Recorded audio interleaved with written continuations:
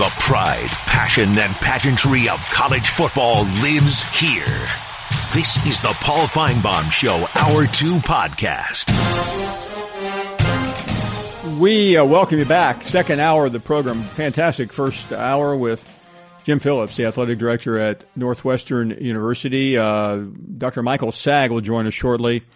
He's head of infectious disease at the University of Alabama in Birmingham, and he's also had COVID-19. He will tell us about that experience when we talk to him shortly. We'll get his thoughts on what the world looks like next. Let's check in with Hugh in Deep Gap, North Carolina. Hello, Paul. I have a question I'd like to pose to you that maybe you could advance to the physician coming on. Yes. There's an interesting study going down between the policy Sweden put in place and the one that Norway did. Sweden really didn't shut down anything. Everybody went on and worked. They had a few more deaths, but in Norway they completely shut it down like we did. And they've had fewer deaths, but a lot more hospitalizations. You know, the unknown is what's scaring the hell out of all of us, me included. And it's clear that an old guy like me or anybody with a compromised immunity is going to have to make sure to isolate ourselves until good medication comes along in the way of a vaccine. But I'm sure of a couple of things. One is, universities need to get students back in the classroom because a lot of students do not do well unless they have that contact. And we got a lot of buildings, and it wouldn't make much sense for them to be empty. And I also believe that while we're uncertain about the exact vicissitudes of this virus, there's no uncertainty about the fact that we are headed toward an economic downfall that will equal the 30s. Every day we delay going back to work makes it to a much higher magnitude to ever recover. I don't think we have a choice. We need to go back to work. That's all I have to say, Paul. Thank you, Hugh. Always great to have you on. Appreciate it. Chris is up next. Hey, Chris. Hey, Paul. I have a question as far as merchandising in NFL memorabilia. Like as far as football jerseys and like your team, if you buy like a jersey from this year and say they don't play, the value, is that going to be worth anything or is it going to be worth absolutely nothing? Yeah, that's a hard question to answer right now, but my guess would be I don't think jersey values are going to be particularly high without activity. I wouldn't think the sporting goods business is extremely strong at the moment because people, number one, are not going to sporting goods stores, going to malls, going to department stores. So that would be my best guess, Chris. I think that's probably a definitely a diminished industry at the moment. Maybe after the draft, things will pick up. Squirrel is up next. No, I really appreciate you taking my call today, Paul. And I've really enjoyed listening to your show this week. It's been really interesting. I know a lot of people want to get in. I know we don't have much time. I had two subjects I'd written down. I can save one for next week. I wrote down virus and I wrote down gym. Which one would you rather me ask you about? Virus. Let's talk about gym, if it's okay. By the way, I want to thank you for asking me, though. Well, we've got the infectious disease expert. Yeah, we do have a specialist on. You can go to something. You're a specialist. I want to hear what he has to say before I make any more virus comments, because Lord knows I took enough heat the past few weeks for the few I did make. But talking about Jim, I've been meaning to tell you that my cousin married a guy from Tuscaloosa and lives in Tuscaloosa, and I was talking to her a few months ago and talking to him. Her husband grew up with Jim. He's about 2 years younger than Jim, but he told me a lot of things about Jim, and I'm not going to mention some of them on here because they're really too personal. But there's one, Jim, I'm going to say some positive things and a negative thing. Okay. There's a difference between me and you and Jim. You know what that is, Paul? No. Jim came from money. I have heard that. That's true. I mean, I didn't come from money, and from what you say, you didn't come from money. But when Jim talked about hanging out at the country club there in Tuscaloosa, that's true. He came from some money. And Jim was 6'2" or 6'3". You know, he always says I'm jealous of him, and I never have been until I heard that. And 6'2", 6'3". I mean, I was 5'9" in high school, Paul. You know how hard you have to work to get a scholarship when you're 5'9"? You've got to work your ass off, dude. And if I could have been 6'2" or 6'3", my goodness, I'm jealous of Jim of that nature. But the negative things now. He's been coming on here and acting self-righteous, and that's one thing I really hate about somebody. I mean, when somebody comes on here and talks about talking to prophets and declares that certain callers going to go to hell and they're children of Satan and things of that nature, and that they're liars, I mean, that's a little over the top. Don't you agree? I'll go, just for the sake of collegiality, I'll agree, yeah. Okay. I mean, child of Satan, I mean, come on. I mean, he had no right to say that about Iman the other day. But Jim really has no reason or no leg to stand on to call somebody a liar. I mean, that dude, I mean, I wouldn't stand near him in a thunderstorm. I'll put it that way. Lightning's going to strike that guy if he keeps telling the lies that he's telling. But Jim was a tall guy. That's all I'm going to say about it. Thanks for taking my call. Aloha. Tall guy from money. I guess that was the point, huh? Cheerleaders up next. Hey, Paul. Thanks for taking my call. I've been listening to you. Just hadn't been able to call in, but you're just handling everything so beautifully and taking these calls and giving such great answers and all that kind of stuff. But I'm telling you, I've never, has the world ever been in a situation like this? The whole world, nobody knows what's going to happen. The state officials are trying to figure out what to do. And, you know, I'm just living every day as positively as I can. Let me ask you, as someone who this would normally be, I'm guessing, a busy time of the year in real estate, what's it like right now? It is very much slowed down. People do not want to look at houses. The people that have to move to town are coming and they, you know, buying a house. Some of the first-time home buyers, you know, it doesn't bother them so much. But if you've got money in stock that you were counting on and big financial this and that, it's just kind of stopped. There are loans that are going on. There was a huge refinance going on. I don't know if that's run out or not. But my business has slowed. I've got one closing next week and maybe one the week after that, and I've not shown a house in 2.5 weeks. So, but I don't know what was it, Jim, that was ugly to you this week. I didn't hear. Was it Jim or I-Man? You know what? I don't know. I would think it was I-Man. Jim's always nice. Well, but you know, I can come down there. If Charles from Reeltown isn't around anymore, you just call me. Cause I can take care of him. I will definitely call you, and I am you can eager, count and I know on you me, are. buddy. I will. Hey, thanks for the call, cheerleader. We are heading to a break. Someone who actually knows what he's talking about in relation to this disease. He's had it. He is an infectious disease specialist, and we're going to get his take on a lot of these things, including when he thinks it's safe to gather again. All of that coming up next. You're listening to the Paul Finebaum Show podcast. We welcome you back to the program. It's been interesting hearing so many different opinions, and that's what we do here. We converse about things. Sometimes we know what we're talking about. Often we don't. Our next guest is an expert. Dr. Michael Saag has been one of the preeminent infectious disease physicians in this country. He works as a professor and a director at UAB in Birmingham, and he's also had this virus, and it's been a long time. But Dr. Saag, great to have you back on this program. Good afternoon.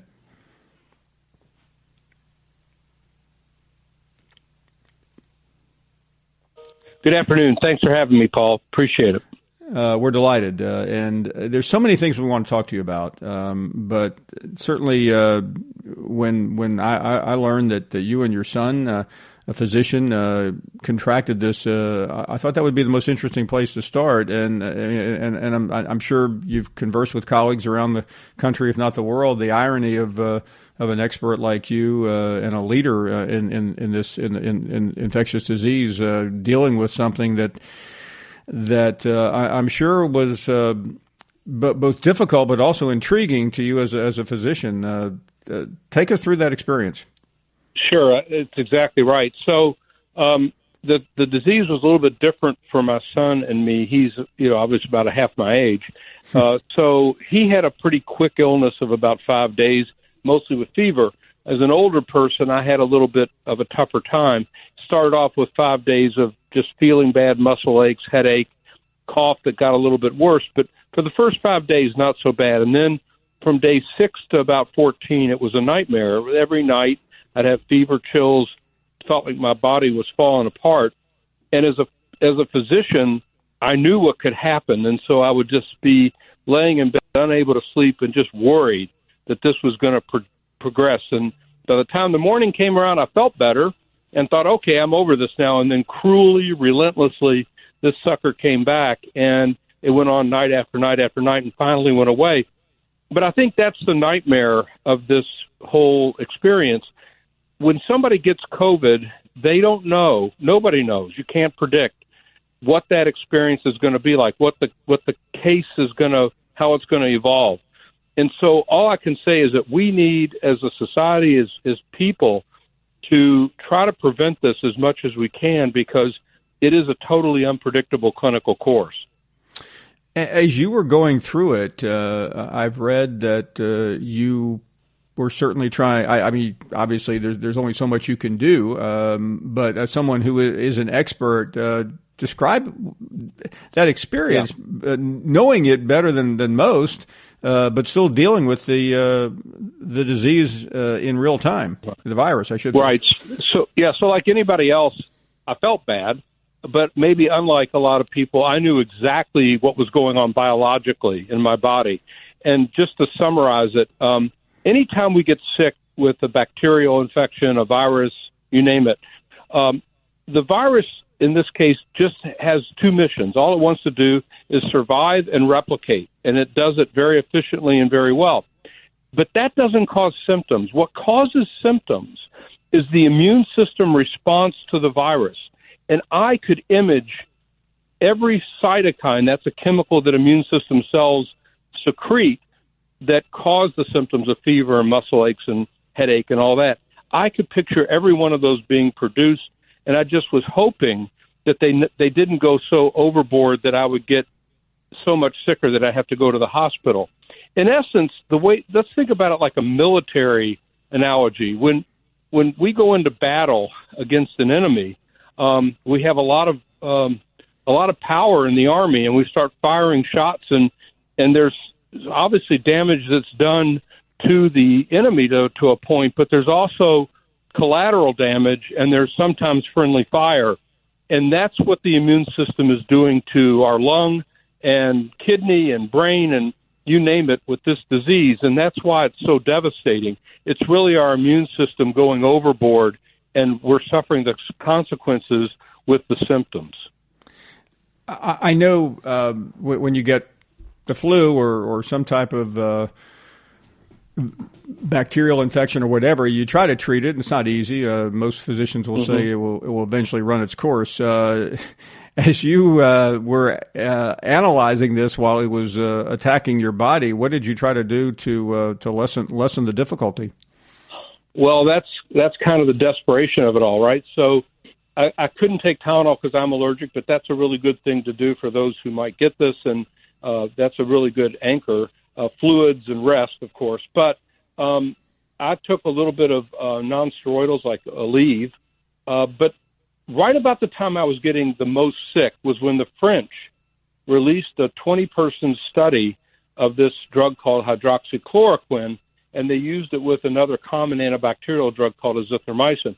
So I called 10 experts from around the world, actually, and said, what would you do? And they all said, well, it won't hurt you any. Go ahead and try it. Well, I did. And unlike when I had the flu and took the equivalent of Tamiflu, when I took Tamiflu, I was better in 24 hours. That was not the case with this treatment, and I was expecting it to be so. So I still suffered on for another 5 days. But afterward, when I read more about this and more information came out, I was a little bit chagrined, a little bit kind of ashamed of myself because I didn't explore it enough. But what I discovered was that combination of drugs in some people can cause a fatal arrhythmia, meaning that the heart rhythm can go into a horrible rhythm pattern, and you end up with sudden death. So I wasn't monitoring myself, and I felt kind of bad about that. But I think what it underscores, Paul, is that when we're that sick and there's no treatment, we get pretty desperate, and we'll try a lot of different things. And that happens with advanced cancer. It happens with a lot of other diseases, and it's human nature. I saw it early on in the AIDS era when I was treating a lot of people with advanced AIDS, and we had nothing to offer. So that's kind of normal. And I'm interested because a lot of us are sitting around and we're hoping against hope, and we're not. And especially this time of the year, you start sneezing with pollen. I mean, what are the telltale signs of this? As someone who not only understands it but has encountered it. Well, first, it's a great question. First off, about 20% of people who get this will not have any symptoms at all, and that might be as high as 30%. And until we start doing what's called antibody testing, which is a search for as an indicator of prior infection, we won't know that. But let's ignore that for a minute. The symptoms are pretty much what I described. It's usually muscle aches. It's sort of like the flu, but it doesn't come on all of a sudden, and cough is usually present. Fever isn't always there, so you can't hang your head on that. But one of the things that about half of the patients, maybe a few more, get, and I had this symptom, is loss of smell. A really strange symptom, right? But if somebody is feeling a little bit bad and you lose your smell, in my opinion, that's COVID until proven otherwise. But for the bad cases, Paul, people will know it. They'll have a deep cough. Sometimes they won't be able to catch their breath. Fever, headache. In my case, the top of my head hurt. It's just from the cytokines. So it's going to be a little bit different in everybody. But what I would tell everyone to be mindful of, if you are so unfortunate to get this, is monitor your breathing. If you find that you're short of breath at rest, just laying in bed, that's the time to go to the hospital to call 911. If you find yourself, not quite able to walk from the bed to the bathroom without getting very short of breath where you have to sort of sit down, that's the time to call your provider and discuss this, because you might need to go to the hospital. 1,000 questions. I get this here, and you know I'm a sports talk show host. I don't know these things like you do, but someone called earlier and said, how come we don't have a vaccine for this? I know that's a question that, as somebody who dealt with AIDS and HIV in the early days, people asked that question then. Can you give us a general Sure. reason why? Yeah, and I think, it's a good question. It's a critical question, actually, but it also underscores how much we've been spoiled by modern medicine. I mean, you think back 100 years ago, the Spanish flu, roughly 100 years ago, Spanish flu was here. We had nothing we could do about it. Bacterial infections, penicillin wasn't around until 1940. So we're talking about, in some of our lifetime, these drugs didn't even exist. So we're kind of spoiled about that. But let's talk about the vaccine. So for a vaccine to be developed, there's a couple of criteria. One, we have to know the pathogen. Okay, check. We know that. Then we have to be able to sequence it and amplify it, meaning we can grow it up and get genetic material for it. Yep, we can do that. And then we shuttle it into a vector, which basically means we put the key parts of the virus into something that can grow up in large quantity and be given as a vaccine. We've done that already.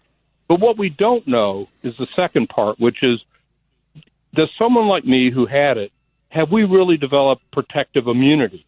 And by that I mean I've got infected, my body responded, and then like other viral infections like measles or mumps or that type of thing, we're protected for life for the most part because our immune is protected. We have vaccines for measles and mumps and rubella and polio for that matter. So we know that can happen. The question is, does that happen for the coronavirus? My sense is that it does.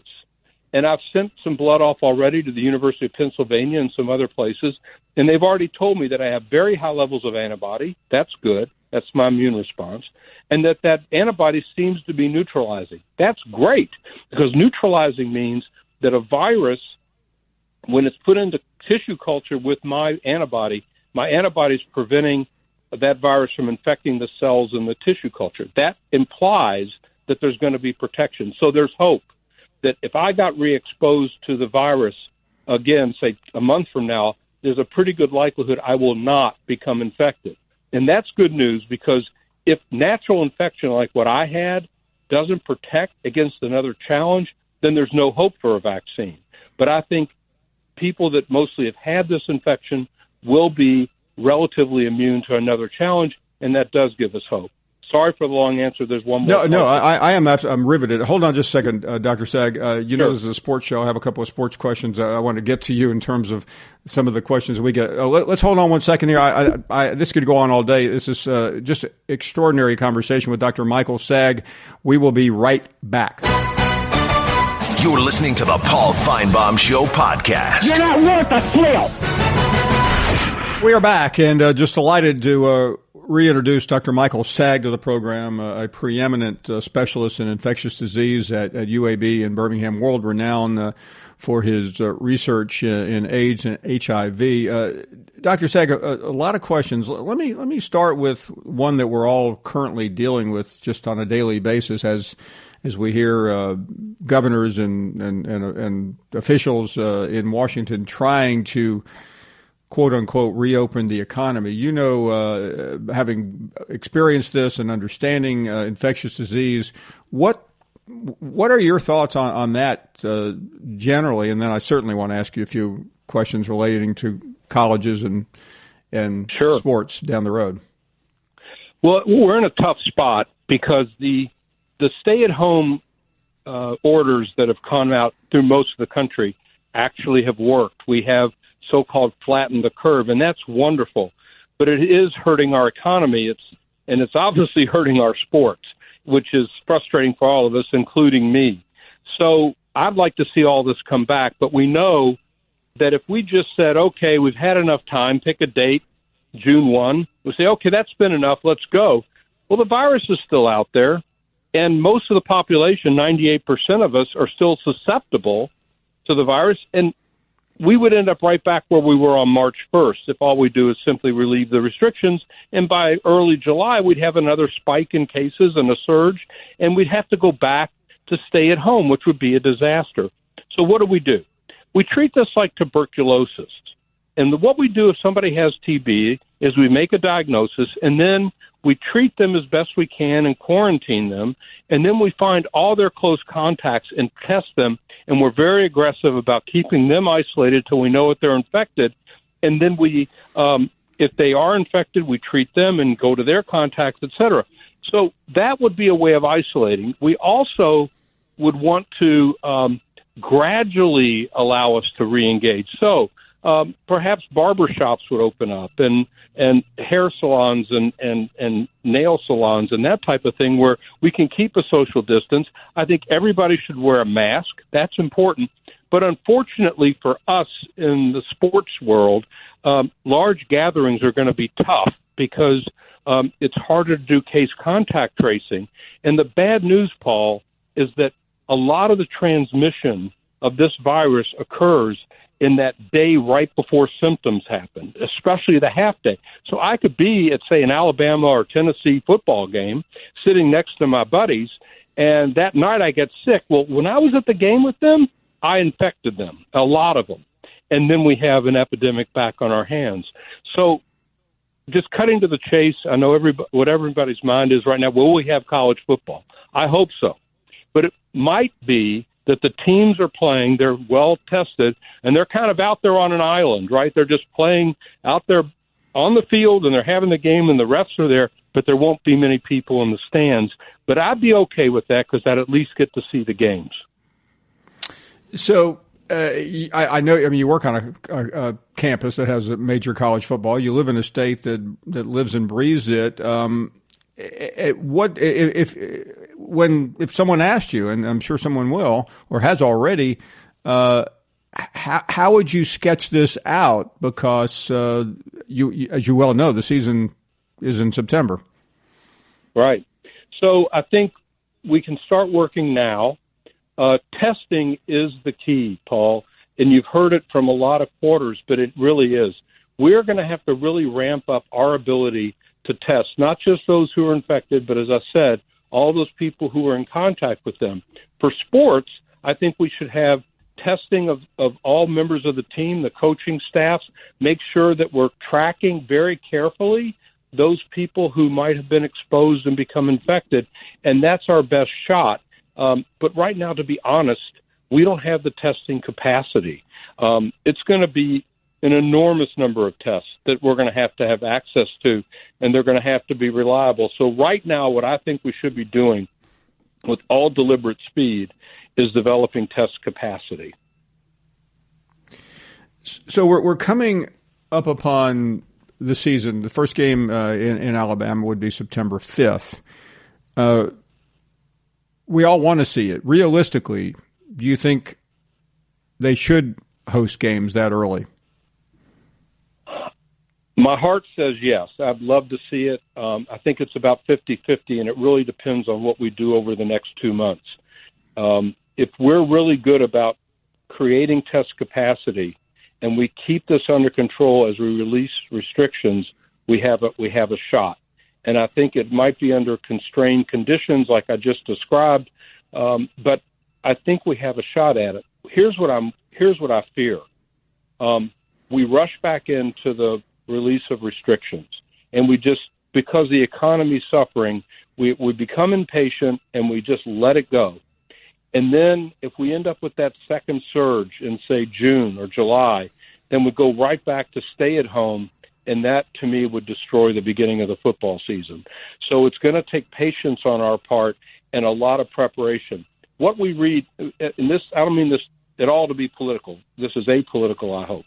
What we need right now is our federal government to invest in the CDC to give every health department in every state a bolus of money to pay for tests.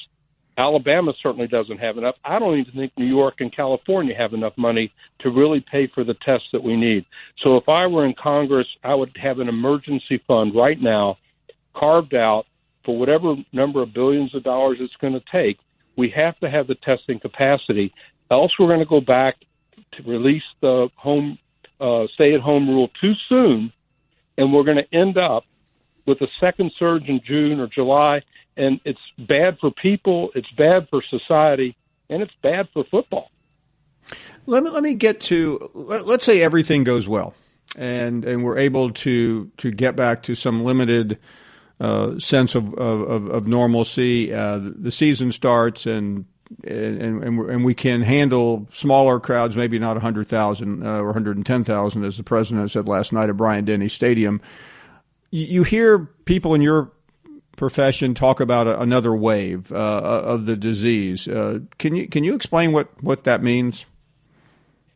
Yeah, it's a little bit like I was alluding to earlier, that if we just suddenly remove our restrictions and we don't have any case contact tracing or aggressive testing, the virus is here just like it was in February, March. The people are still susceptible, 98% of us. And the virus will just take off again through the population like wildfire. And we'll have what's called a second surge. It'll look exactly like a lot of places did, like New York, New Orleans, Detroit, Washington State, did in the early part of the epidemic, where a huge number of cases. And that's really scary because it will overwhelm our health system potentially, and that's what we were worried about the first time. But what I worry about is the psychology of it, Paul, that if we have a second wave, all of a sudden people will start saying, when will this ever end? When will it go away? And the answer will be unknown. Here's my hope. This is, if you think back to Greek tragedies in playwrights and whatnot, it's a deus et machina, which means the gods come in and save the hero. The one thing we have that could save us earlier without that would be a game changer is if we get a treatment. The vaccine's about a year off. But if we had a treatment, let's say in May or June, that's a game changer. Because what that would mean is people could get the treatments before they get so sick. It'll stop people from going to the ICUs, theoretically, from getting on ventilators. And if we really employ it well and we have enough of it, then we could start treating people as soon as they develop symptoms, test positive. We start them on treatment. It shuts the virus down, allows the immune system to clean up before they get sick. And then I think we don't have to be quite as aggressive about doing the testing. And we still want to do case contact tracing, but it gives us much more of a cushion in case this thing starts to run away again. Dr. Michael Saag with us. A couple of more questions on trying to get back to a sense of normalcy in this country. One of the leading infectious disease experts in the world. We will continue after this. You're listening to the Paul Finebaum Show podcast. Welcome back with Dr. Michael Saag, and certainly it has been a fascinating conversation. We really appreciate his time. Dr. Saag, you said a minute ago that you thought if things continue to go better and people are smart and we don't see a relapse of this, that you could see college football, pro football, any type of sports return with limited fans. How limited do you think it has to be where it is not going to be an issue, and for how long do you think this is going to have to go on?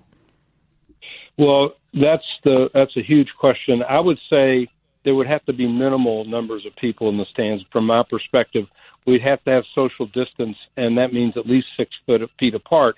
So right away, you can image a stadium with very few people there relative to what we normally see. The game changer, as I mentioned earlier, is if we have a treatment. Certainly, we have an effective vaccine. All this is off the table, but we aren't there yet. So I'm hopeful that we can get something back with just more aggressive testing, but we got to get the capacity for that. So even if we had college football this fall, you think it's highly unlikely more than I don't want to put a number on it, but you're not talking about full stadiums at all. Just say 1/10 of the number of people there, maybe 1/8, whatever. But there won't be anything like what we're used to seeing for a while. When do you think we will, and I realize that everything may be predicated on what you've already said in terms of treatment and a vaccine, but until a vaccine comes on, and I'm going to ask you about that in a second, the idea of crowded anything, is that possible?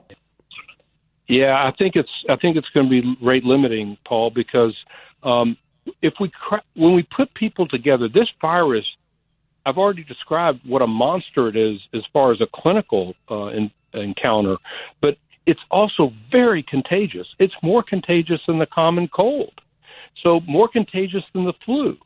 So it's out there, and if you can imagine crowding people together, all it takes is 1 or 2 or 3 or 5 people in a general area, and they could infect 20, 30 or more people just from that one encounter. Those are called super spreaders, and they're known to happen.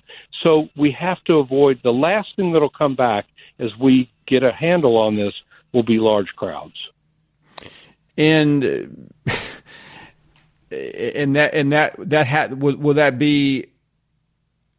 will that have to wait till after a vaccine? Not necessarily. Okay. I think a treatment might be able to give us a bit of a shortcut. And we don't know yet. This virus, if we want to think in wishful thinking terms, might just burn itself out. But that's what the last SARS did. That's what MERS did. But gosh, it looks like it's pretty vicious, and I don't see it going anywhere until we get on top of it with a vaccine or a treatment. And in relation to treatment, we're guessing now, but you certainly are plugged into everyone who's involved. What is the timetable? It could be, in my best case scenario, there's a drug that's under investigated now called remdesivir that looks very promising, but we need the controlled clinical trials. They are underway. They've been going on for a little over a month and a half. Hopefully, the earliest we might have a good signal would be early May. And if that's true and it's working, the company just announced today that it's going to be ramping up production. They started this back in January. If that's the best case scenario, it's not going to it's not going to mean we just sort of say, hey, hallelujah, start dancing in the streets. We still are going to have to do social distancing for a while and that type of thing, but that at least will give us some hope.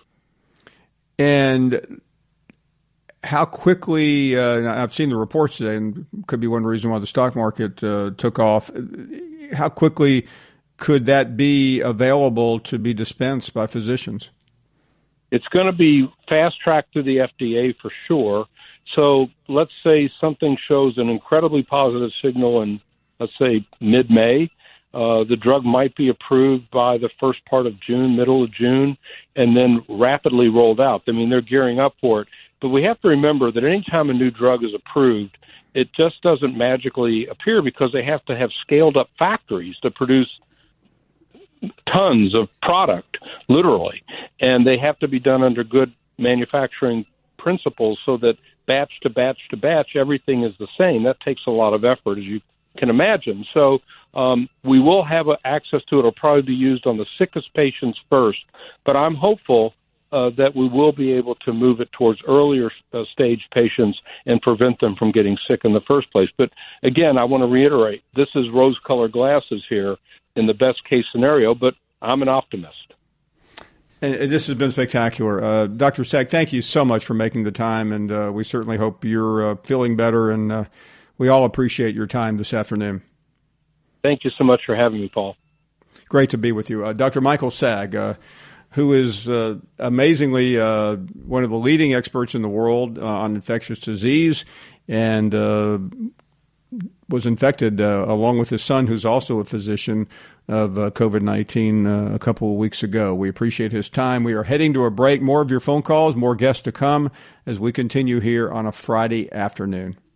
Geico presents Left Brain versus Right Brain. I've decided it's a sensible decision to switch to Geico. Okay, I feel you. We could save ourselves hundreds of dollars a year on car insurance. Oh, and then airbrush a Pegasus on the side of our hatchback. No, we will not airbrush a Pegasus on the side of our hatchback. We will reinvest that savings in a high-yield investment like a mutual fund. Oh, a Pegasus, riding a jet ski, playing a bass guitar. I cannot believe we share the same medulla. Geico. 15 minutes could save you 15% or more.